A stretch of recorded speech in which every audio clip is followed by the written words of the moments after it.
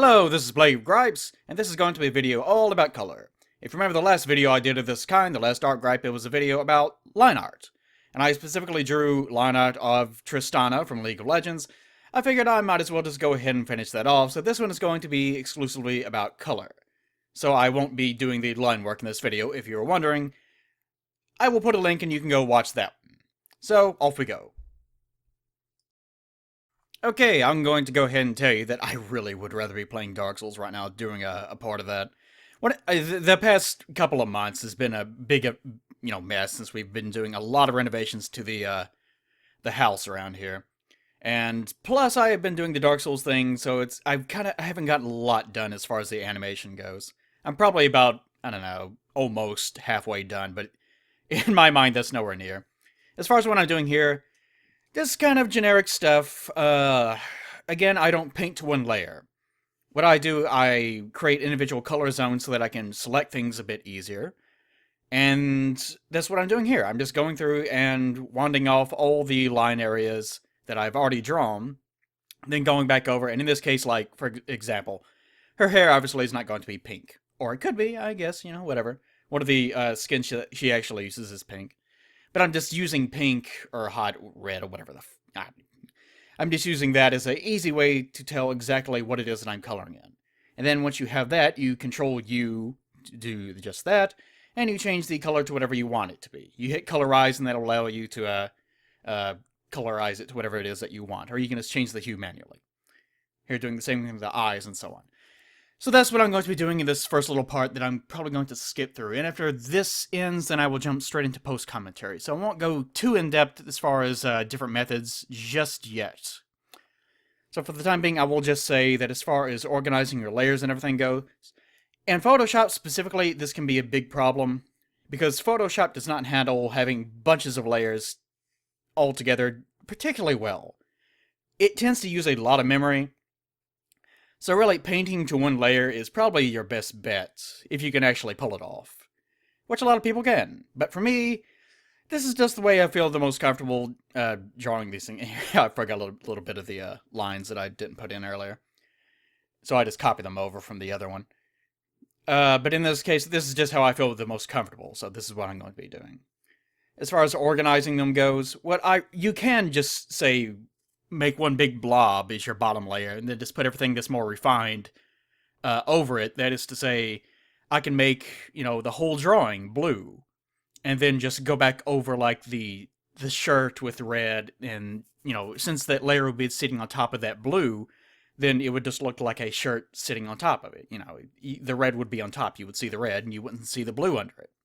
But that isn't really useful as far as how I work. I organize them in such a way that it makes it easy to select all of them, just off a whim. Like if I want to select the boots, I just want to be able to select the negative space around the boots, invert it, and ta-da, you have all the boot area wanted off. So it's important to try to make the selection as fine as possible. Like, don't get lazy about it and make the bottommost layers a big, blob, because you're kind of defeating the whole point of organizing the color layers that way. So for the sake of trying to get yourself to work as quickly as possible, that's the best way to do it. And I will go ahead and mention that whenever you're laying out your starting color layers, don't be overly concerned about whether or not the colors are going to match perfectly with whatever their final result is going to be. And this is another benefit of actually organizing your colors this way. Even if you end up just working to one layer, which I think I end up doing actually, it's important to keep those original color zone selection areas, those layers, maintained in their own group, even if they're not using them, even if they're not visible, so that you can select them back again later and easily change the color to whatever it is that you want it to be. Like, for example, I'm putting down this yellow and gold here, and it doesn't change that. It doesn't, stay that way for very long. Like you can see here, I'm already changing the colors of the barrel and the stock and everything else, and to whatever it is that I want it to be. And by keeping the layers throughout the entire drawing, it makes it much easier to change them to whatever it is that you want them to be at any point. Like, I'm done with the drawing now, obviously, But I could go back and I could change the color of the hat, I could change the color of her skin, I could do anything. As far as color theory goes, just because I have set all of them in advance. Did good planning. If you do it all to one layer, you can't really do that particularly well. It becomes a big mess. So as far as illustration goes, this is the reason why I prefer to work this way, because it's a lot safer. And here I'm just laying down all the background elements. A lot of this is not going to, I don't do much of the background because I'm going to be painting the background in Photoshop, but most of the actual illustrations as far as shading goes, I'm going to be doing in Paint Tool Sci, which I'm going to be jumping into in a second. So, I guess I'll let future Eli take it away. I'm not going to be doing any ant stuff in this series, I'm sorry. But I'll let him take it away from here. And whenever we come back to me, the most important one, then it's going to be all about the background information. And that's going to be a bit of a mess. But I'll see you guys then. Okay, hello. Alright, I've got to go in the town, and I've still got a fence to put up outside, so I'll try to make this as quick as possible. But as you can see, I've put up some textures already. It's one thing that I've accomplished off screen. I did that because I wasn't sure if I was even going to have textures or not. Mainly, I wanted to get this shirt, this plaid texture in, because that is a bit of a pain in the butt. But there's really nothing special about putting in textures. I'll just kind of briefly go over that. First, of course, we have all our color zones set up in the first place. What you basically do is take an existing... You can paint textures in with your brush, and there's all sorts of methods. One thing about Photoshop, or, just digital work in general, or, traditional work, is that there are all kinds of ways that you can do the exact same thing. So if you hear me say something, that's not how you do it, it is how you do it. It's just the way you're thinking of is probably also how you do it. That's just how, art works.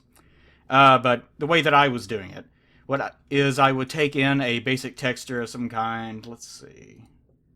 Let's just make a fast copy. Pull this out of the same thing. Okay. Whatever that was the wood texture. Okay. But you can see that I basically just take a wood texture. In this case, I would align it to whatever the grain is that I want it to be. In other words, what direction that the texture flows in. In this case, it would be left to right. With something like the shirt, for example, the plate, of course, whenever you bring in a texture, it's just going to be a flat surface. That's the reason why whenever you do something like this, you're going to want to pull it into Photoshop. Paint Tool Sci, which I'm working in here, cannot do this, but what you do is you just lay the texture on top of whatever it is that you're going to be changing. Then you use the Warp tool, which is sort of like the transform and scale and thing kind of tools that I'm using here. If you can see it at the bottom. Come on. Just use free deform. That would be better. Free deform is the closest to it. It kind of does the same thing, except warp has a little bit more. You can kind of change things that are in the middle as well. That's really the only difference.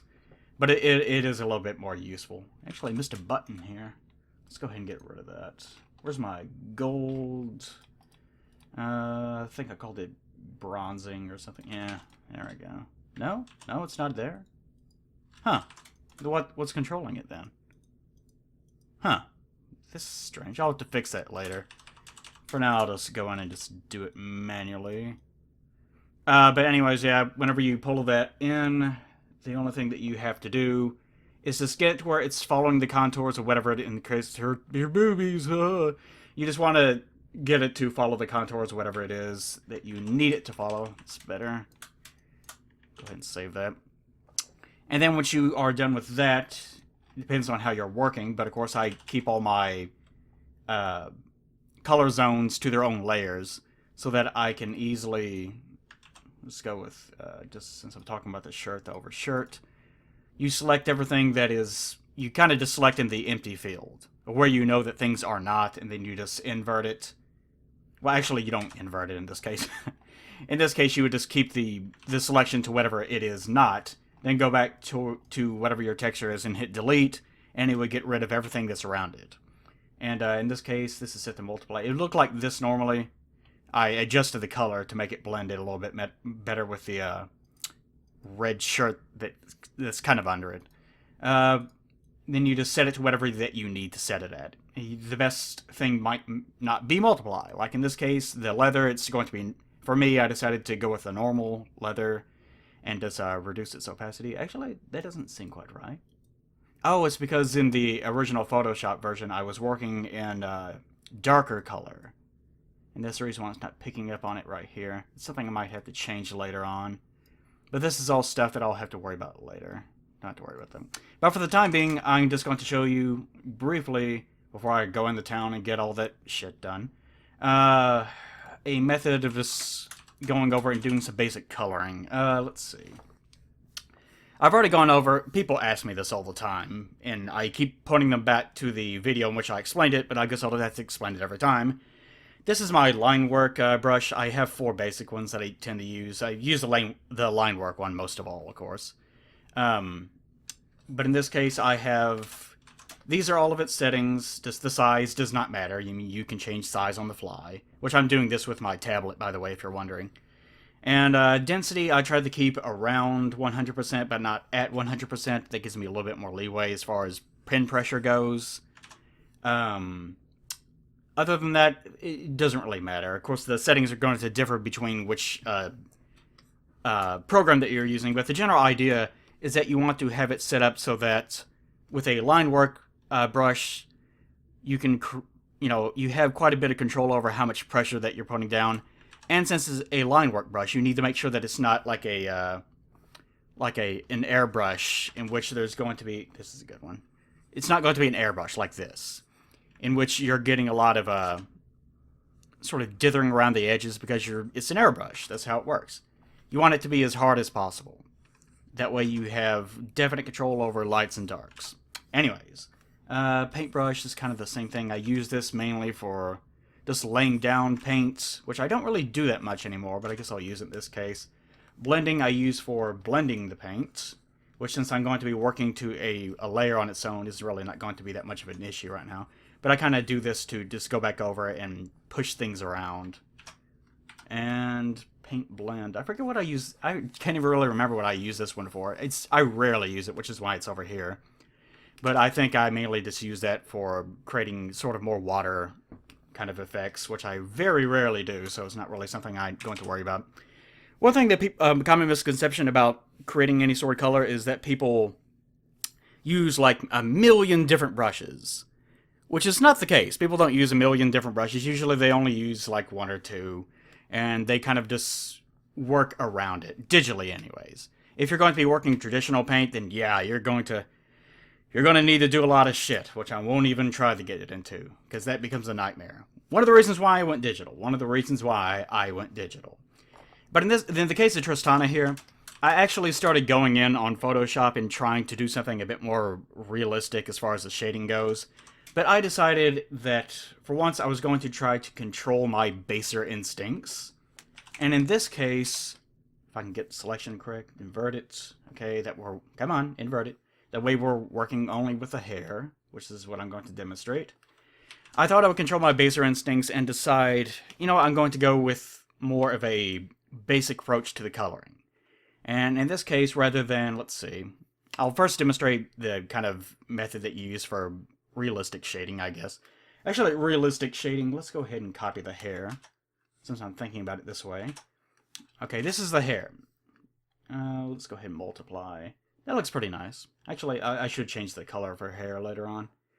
And let's go ahead and just turn off all our color zones for the time being. And make sure that it's only working to this. Selection and invert on this layer. Okay, ready to go. We just put down some basic kind of color zones that we know we kind of want to work with. Like we know, basically whenever you're first starting to color a bit more realistically, what you would do, you just put down where you think that your major dark areas are going to be, and then you pull out of them. That is, you would, kind of a common method. Actually, I need to combine these. That's why I did that in the first place. You want to make sure that they are combined if you're doing realistic work, because actually, let me show that again.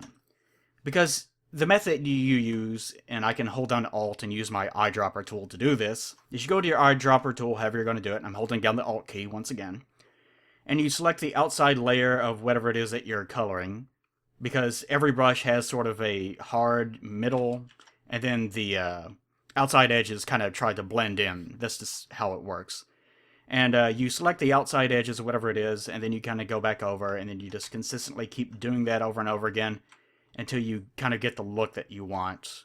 Like in this case, you can see, this is not how I want it to look, obviously, but I'm just trying to demonstrate the method here. And you just keep doing this over and over again, picking out what color it is that you're trying to blend into or out of, and use your own pressure. Like, you can't draw with a mouse. Don't try to do this with a mouse. You just can't. I used to try. It does not work particularly well. And you just keep doing that until you get to the point that everything looks consistently blended together. And I can't spend the necessary time to be able to demonstrate that in earnest, because as I said, I'm not even going to be doing that. I didn't like the way that it looked, so I decided to skip out on that layer 2. Must be a layer 1 still somewhere. It's strange. I'll worry about that later. But in this case, I'm just going to go with some hard shading. And actually, it's probably more appropriate to refer to it as 3-tone shading, or 2-tone, depending on what matter of tones that you're using. I'm going to refer to this as 3-tone because I'm going to use sort of one dark, and then after that, I will go back over it with one light source. That is, I will lay down, and I probably won't even use this specific coloring that I'm doing here. This is just for demonstration purposes. I'll go back over it with one dark, and then once I'm done with that, let's say the hat is going to cast a shadow right here. We can do that. And I'll probably have to reduce the color on this a little bit. I was outside feeding our puppies that we have, and now everything kind of just smells like dog crap to me. Oh, those god things. This is the reason why we're putting up a fence, because they can't stop crapping everywhere. We're trying to give them more room to crap. Wonderful, wonderful puppies. Okay, but this is the gist of how I will be doing it. Just going back over with these. I still use gestural strokes whenever I'm doing this. This is the reason why I usually use Paint Tool Psi, is because Paint Tool Psi creates harder darks and lights than Photoshop does. If I was using Photoshop, even if I was working at 100 flow, 100 opacity, it would still, even if I put maximum pressure on it, then it would still try to do this. Like, it would still create this effect, this kind of heavy dithering on the outside. Like, it doesn't even matter what brush setting that you use either. Photoshop is just like that because it's made for editing photos. And part of editing photos is trying to have your brushes have the ability to sort of blend in with natural light, because you're editing photos. And natural light doesn't work like this. It doesn't have 3-tone images. So they try to cater everything to blending naturally that way. Okay, but that's the reason why I use Paint Tool Psi, because it's a bit more Illustrator friendly. And if you might use it and then say, I can't tell the difference. That's just the case. Some people can't tell the difference. And of course, as I said before, I'm not an expert as far as coloring goes. That's the reason why I made the line tutorial for this. But I figured, I might as well just go ahead and do the coloring as well. But this is the gist of how I'll end up doing it. It'll look a bit different. This is kind of messy right now. And then after that, I will probably go back over. I don't know what I'm going to use. Probably luminosity or something. And just go back over it and create the 3rd tone. As we said, it's going to be 3-tone. And I'll create the 3rd tone that I'll be using, and it'll look something sort of similar to this as far as the placement of the tones go anyways. The actual look will be different. And it'll kind of do this sort of number. And let's go ahead and just reduce this a little bit to make that a bit more obvious what I'm doing. And reduce some of this. And it'll sort of look like that. And that gives it a bit more of a basic illustration look. Which is probably something I'm actually better at. Anytime that I try to do anything that's over realistic, it kind of becomes a big mess. And I demonstrated on the hair because hair, for some reason, is a bit easier when it comes to this sort of tonality. Her skin is going to be the biggest problem. And I should probably go ahead and... There's layer 1. What is that? It's nothing. It's nothing even on it. Just kind of mysteriously there. Go away, layer 1. Her skin, I should go ahead and point this out. Her skin really should not be this light. Anytime that you're coloring, you want to start with a mid-tone. Even if you're doing it to one layer, even if you're using multiple layers. You want to start with a mid-tone. That way, whenever you are shading down and coloring up as far as lighting goes, then everything looks a bit more even. So you want to pick a starting color to your base color values if you're working this way, or even if you're not, if you're just going through and applying, just basic color shapes like some people do in their illustration or paintings, I should say. Then you want to make sure that everything is sort of an even neutral color. In other words, like up here, look up here at the saturation value selector up here. Like right now it's on white. And let's say that I was working with a kind of gold color, and this would be the lightest possible color that we would want. In other words, the as far as three-tone goes, it would be the white on the hair right here. And the of course the darkest value, if we're still working this yellow sort of saturation, would probably be like this. So whenever you are applying your basic tones, you don't want to pick something that looks completely natural to the character. That is, if you say, well, they're blue in this case, then their skin tone just needs to be this kind of light blue, like this. That would be a bad idea, because then whenever you're working back over it, you would have to go completely white, which would really oversaturate the image in some ways, especially whenever you use the third tone to bring it back down to darks. And in this case, the yellows, you would probably want it to be more like this. Even though that would look a little bit unnatural whenever you're first applying the color. Like Tristana, her skin is obviously not going to be this dark as far as her character model goes. But that is what you would want to do as far as that goes. Is there anything else I need to demonstrate on LiveCom? Probably not. I'm sure that future Eli will be yelling at me about it, but I'm missing something. Oh, the texture. I didn't bring the texture over on this one. That's another thing I have to fix.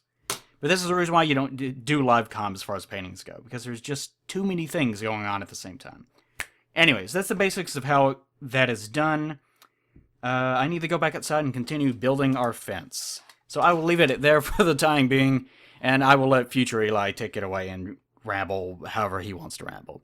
Okay, I will see you guys in a bit. Okay, unfortunately that was a few seconds later for me. Too bad, because my voice is going to go out very quickly. I was trying to talk as quickly as possible in that opening, but I'll try to slow down here. I still have to do a recording for Dark Souls tonight, so I'm probably not going to have my voice for that one, that's for sure. Okay, I'll go ahead and tell you that I'm using Paint Tool Psi here to shade, because I actually do have a video, like 2 hours long, of me doing shading in Photoshop. But the end result I really was not happy with, because I was trying new things, is what I was doing. And the end result was not good looking. But I did learn quite a lot from the experience, and that's what's important. Now remember, whenever you're doing any sort of illustration, any sort of drawing, anything really at all, it's okay to make mistakes. Which unfortunately for me is not something that I was taught much early in life. Primarily my dad was always extremely angry anytime that he would ask me to do something, and then I, of course, wouldn't know how to do it. Like, I don't know, make up something. Like he would, put the PTO inside the chamber on the back of the tractor or something. And of course, I would say, "What's a PTO?" Because he had never mentioned it before, and he would just get angry and say, "You're an idiot, you know that?" And then he would just do it himself, as he, pouted and went off in a huff. So, especially as like a little 7-year-old or whatever, 8-year-old kid, I eventually learned the best way to handle him was to just not try, or to just not say anything and pretend that I was an idiot. That way he would just do it himself. Which was a very bad habit for little Eli to have. And that's something that I want to make sure that I correct as far as these videos go. I want to make sure that people know that it's okay to try and fail. And that it's okay to not know what you're doing whenever you first start. It's not okay whenever you've been working at it for 30 years, that's for sure. Unfortunately, I still really don't know what I'm doing half the time 30 years later. But if I had more confidence as a kid, then I would have. That's the point. So whenever you're doing these, don't worry too much about it. As far as the technique, it sounds really arrogant, but as far as the technique that I'm sort of employing here, what I was kind of doing wrong in Photoshop was I was trying to be a little bit more realistic, and I think I even said this in the live com, that I decided to kind of pull back on that and go more with a sort of a just a tritone approach to things. And I'll go ahead and tell you now that doesn't last too much longer. Like the darks, especially, it's much easier with the darks. To me, it's a lot more fulfilling with the darks to go with more hard edges versus trying to blend everything down. Because they're darks, it makes everything look a bit more dramatic whenever you have your darks have hard edges. It insinuates that the position that the light is coming from is a lot more dramatic. And that's the reason why I like having like sunsets and things in my images. Because whenever you have even lighting, the image is not as dramatic looking as it otherwise would have been. Hold on for a second. That water kind of tastes nasty today. Yeah, it's not great. As far as oh, this is what I wanted to say. I'm working to one color layer right now. Like what I did is I duplicated all these zoning layers that I made in the first place. They had all these colors on them. I duplicated all of them and then merged them all together into a single layer. So I'm not actually working on the layers that I made in the first place. I'm working to a one global layer now. And I'm only using the layers that I made initially to select areas that I want to color. And I think I even demonstrated this in the livecom, but I'm doing that for the express purpose of making it easier to kind of blend things in. It looks a little bit more natural. You have to take that in consideration, how the digital medium that you're using, whatever it is, whether it's Paint Shop, whether it's Paint Tool Sai, whether it's, you know, uh, what the hell did I use? I was about to make a joke, but I can't even remember what product it was that I used. Paint Tool. I can't even remember. PSP is what I keep thinking of it. What was it called? I don't know. Man, that was a long time ago. I don't even know if they make those anymore. But anyways, whatever you're using, they all kind of blend colors and use lines and things differently. And it's not all going to look exactly the same. So whenever you're, say, trying to color something in Photoshop, and you're watching me in Paint Tool Sai, and you keep getting angry, how come this doesn't look the same? How come whenever I play like an overlay layer in Paint Tool Sai, it looks different than an overlay layer in Photoshop? And that's, right here I duplicated the line layer and moved it just a little bit, and then reduced its opacity to give a little bit more depth to the overall line layer. And that was 1 hour and 21 minutes of work I was putting down. Crap, I forgot what I was saying. But anyways, what I'm doing here is I'm going back over, and now I'm starting the shading layers, or the lighting layers, excuse me. I've already finished all the dark areas, and to me, really, the dark is the most fun part of the image. Putting down where the darkest parts of the image are going to be. And I don't know why that is. I think it's just because so much of the image is controlled as far as its personality goes with how dark individual areas are going to be. And also because going up into the light part of the spectrum, it requires a really delicate amount of touch, whereas the darks, you can really kind of brute force the darks. Like you can make really intense shadows and it's still going to look pretty good. But you can't really make intense whites. Like, you can, but it's going to really make your image look like a big mess if you're really not careful. You have to be very, very careful about how you apply your kind of shading up areas. And right here, I am drawing in whites, but after I'm done with this layer, then I'm going to probably reduce the opacity or go through each individual color zone and change them. Yeah, see right here. To make them a little bit less extreme, because it's very easy to get completely out of control. You just have to be very, very careful whenever you're doing this. Whenever you actually do want to go up into your whites, then what I do is I make my own individual white layer, and that's what I kind of work up into to make it as careful as possible. And here I'm going to go ahead and mention how difficult it is to shade up this this sort of flannel texture, in addition to it being red. Red does not really shade up particularly well because a lighter red is pink. And, so whenever you work in a red, usually you want the base neutral tone to not be entirely neutral. You actually want it to be pretty dark so that you can work up into a pure red. And which is kind of unusual as far as natural lighting goes, because a red that is really brightly lit is going to look very intensely red, or it's going to look it almost kind of moves over into the magenta range, and this is one of those things you have to look at what it looks like in real life. And since flannel is a natural looking, it's flannel, it's a natural texture, fabric texture, then it's really hard to get that to look correct. As far as right here goes, you'll notice I put down the quick little squiggly marks on these boots. That's because since I'm working on this is supposed to be leather. Since I'm working with that, then leather kind of naturally has that kind of shininess to it. And this is one of the things that whenever you're doing these light layers, that's another thing that you have to consider is what the natural texture is going to be. Like this wood right here, wood is a lot easier because it's just kind of naturally shiny. In metal's very easy because it's just metal. You have to kind of worry a little bit about texture, but nowhere near as much as you have to worry about the texture of like leather. Leather is notoriously a problem, just because it's leather. It's very coarse. It has a lot of bumps all over it, and ridges and valleys that you can't really see very closely. And at the same time, it's also kind of shiny, but it's also very dark naturally. So that makes it very complicated. Anyways, I'm getting kind of near the end. I sped this up as much as I could. And I'm getting kind of near the end of my working up layer, my shininess layer. And here I'm using an isolated white layer, a layer on its own that is set to normal, not multiply or overlay or anything. And it's going in and making whites. And here I'm about to jump into Photoshop to do the background elements.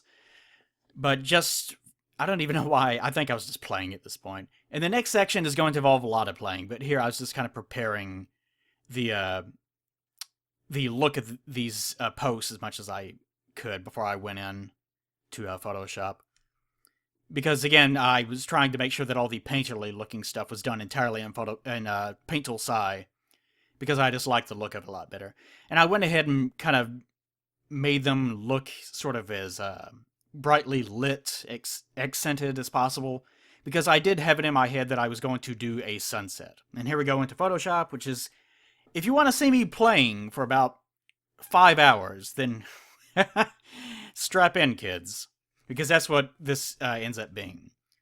And here, the grass, I just picked up a generic, I think actually this is one of Sakimi's brushes. Thank you, Sakimi. But I think actually this is just one of her grass brushes. And I use that to place everything. Anytime that you're going to do anything like grass or, trees, like right here, like trees, I really need to get some more tree brushes to play with instead of just reusing the same one over again. But those do look really good. Anytime that you're going to do that, it's probably best to, like if you're someone that is really professional about painting, and that's just what you do all the time, then you probably want to make your own custom brushes for things like that, so that it's much easier to, paint those in as quickly as possible. Because if you try to hand paint in every single individual tree, you are going to be there for a very, very long time. Much easier to just go back through with a normal brush, especially if you're trying to work as quickly as I do. In this case, the little brush that I end up not using at all, I was just trying to make sure that there was a little bit of weight to the sort of midpoint between the grass that you see in the foreground and the trees in the background. And here, I love playing with the sky. I love playing with lighting. In case you can't tell, I really am a big fan of extreme lighting, as far as really variable saturation and lots of different colors and things like that. Really like doing that. And I'm sorry that I can't slow this down anymore to explain exactly what I'm doing, but like I said, I'm playing quite a lot right here. And I'm trying all sorts of different things. a good 90% of the things that I was trying here do not work. I quickly found out. But I was just trying to try as many as I possibly could because I just wanted to see if they would actually work. And I eventually decided that the way that I kind of normally do it was probably the best. And I didn't like the way that the sunset was turning out, so I tried to go with a blue background and have it more naturally lit. And I think I do this in a bit, actually. I tried to commit to a blue background, but I ended up deciding, you know what, I really don't like the look of it, so I just gave up on it. And right there, I was trying to make a sun using the gradient tool, saying maybe it's a bit easier this way. But then I decided, no, it's not, screw it. And I just went back to what I was doing. Yeah, here I start going with a blue background. And that doesn't last very long because it looks fine. It's fine, but it's just not very interesting to look at. But as far as painting in, like, skies go, I kind of just like to have one brush that I use for my clouds. And then I will make several different layers and just have a sort of base sort of white and then go back over on another layer with a bit heavier of a white and just keep doing that over and over again and merging them down successively until I get something that looks fairly natural. You can do it all to one layer, of course, if you're kind of really, really patient with it, but to me that's just the very fastest way to do it, to make it look a bit more natural. And here I'm trying, since I decided, well, if it's going to be natural daylight, I have to change the color of everything now. The grasses have to be a bit brighter, all the sunlight, the natural sunlight can't be that exaggerated now. But after I decide, you know what, no, I'm going to do a sunset anyways. After I decide that, then I go back and I have to change it all over again. But as far as getting that sunset look to get right, what I decided was the best way to do it was actually to use, and you can see this, a gradient. And here, I love that little cruddy little multiply layer set to something that is almost completely white, but just a little bit orange. I love that because it makes everything look so nice to me. Some people hate it. I love it. But I decided that the best way to do it is to take my cloud and sky layer, make a gradient that kind of comes out of where the sun is from, and have it go, and you'll see this in a second, and have it go from all the entire range of a sunset. And then this is important that you won't really understand with this without me explaining it. But once I put down this gradient layer right here, the easiest way to get it to, you can make a layer in Photoshop. You can make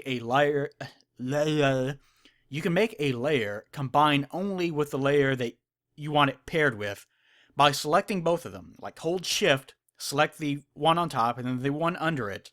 Hold the Alt key and go in between both layers and click the line that's in between those two layers. And it will make it only affect the one layer that it is now associated with. And you can do that to make all sorts of interesting little effects. Pretty useful. I guess some people don't know about that, but that's, in the case of the sky, it's less important considering that it's occupying the entire length of the background. But it's still very useful. And here's where I decided that it's actually starting to look the way that I want it to. And don't work with the blacks. I was just working with black to make sure that I could see where I was going. And here I'm just going back over on new layers over and over again, trying to deepen the blues as the sun casts from the horizon to where it's kind of gradiating into nighttime, trying to get that to look just right. Whenever you change the hue of whatever the natural sunlight is, like I had to change the grass color, and now I'm having to change the color of the trees to look a bit more, not orange, but just more shifted a little bit more into the browns. And here I get rid of that dumb bush entirely that looked like crap, and decide to just put some blackened forest layer in between there, and add just a little bit of a natural grass to go behind the fencing that I put up. Kind of funny, actually, that I'm doing this talk about fencing while I was actually putting up fences in real life. Strange. And this last little bit here to get all the lighting to look kind of just right, I put a adjustment layer, which is unique to Photoshop, I think. I put an adjustment layer within the group layer for all of Tristana's colors, and then shifted all of the levels and the hue and saturation kind of levels to whatever it is I wanted them to be. Again, this is probably something I probably should have demonstrated, but just take my word for it, kids. Just take my word for it. We're just about done here. Overall, it's pretty good drawing, I would say. It's, I guess the only criticism I might have with it is that I'm trying to add some, since blood courses through someone's body, the skin naturally is not going to look one tone. It's kind of going to have some blush to it, and that's what that layer was. And you can just barely see it. Here I keep trying to make it even more dramatic. Let's add fog. Surprised I didn't add like a fighter jet or something up top. But anyways, whenever you're doing these sort of things, just playing is a good way to learn. Just keep playing. But the only criticism that I guess I would really have with it is that her actual design might look a little bit out of sorts with the background that she's sitting on, but not too much. I don't think it's too bad. So it looks something that might have fixed that up a little bit would probably just be to add a little bit of line work for the grass in the foreground over what I have already done. But again, that's just more playing. That's something whatever. Yeah, it's not a big deal. So that's that as far as color goes. I think that the live com probably shored up most of what I'm worried about as far as commentary goes. So if you have any questions specifically about anything that I've done, be sure to leave questions about that in the commentary, because of course I'm not going to stop doing these art videos anytime soon. I want to keep trying to get as much information out there as possible as far as young artists go, to get you guys going and get you the confidence that you need to be able to succeed. And the thing is, with art specifically, art is a good avenue to go if you're a young person, because the thing about art is that it applies to just about everything. And I don't mean as far as knowledge goes, I mean as far as confidence, being able to express yourself, knowing what you want, knowing what it is that you like, why you like it, just how to formulate and articulate your own perspectives, things like that, and coming to appreciate little minute details about anything that you work with. All of that stems from art. You can do that with, lots of other things as well. But art specifically is a very good avenue to go down if you're trying to develop yourself as a human being, that's for sure. And confidence is very important with young people. Don't feel too bad about your drawings. If you stumble upon my older stuff, it is really, really bad. Don't go looking for my older stuff. Don't do it. I'll get really pissed off. But the more that you practice, the more that you're going to learn. I've improved quite a bit in the past, 4 or 5 years, I guess. I didn't draw at all for the longest time. I drew a little bit just on, high school notepads. I was really terrible. Then I stopped drawing whenever I went to work. And then whenever I went back to college, I got a little bit more back into drawing. And that's kind of whenever I started to take off. And that wasn't that long ago. Because I can't remember what year I graduated, but it hasn't been that long ago. It's only been like 5 or something years. But ever since then, I've been pushing myself more and more and developing more and more as an artist. So you can kind of rocket off as far as development goes very, very quickly. And some of it is just going to be the fact that you're young and your body is not yet used to the things that you're trying to get it to do. Like if I start trying to draw with my left hand, it looks absolutely terrible. Even though I know exactly the moves that I need to make, I can't do it because my brain and my left hand are not on good terms. So sometimes I can really appreciate the fact that you physically can't perform the actions yet. Don't worry about it. Just work with it as best as you can, and more importantly, enjoy the fact that you are able to produce something in the first place. That is the biggest barrier to a young artist. It's just learning to enjoy what you're doing. So just keep at it, and eventually you will succeed. Take my word for it. Me, Bob Plague, or Gripe of Ross, something of that nature. I don't have an afro, sadly, not anymore. Those were good days. Anyways, I will see you guys next time. Until then, I'm going to be doing some Dark Souls recording. Again, leave me your comments and suggestions and so forth. Go Yordles! Yay, Yordle butts! Bye!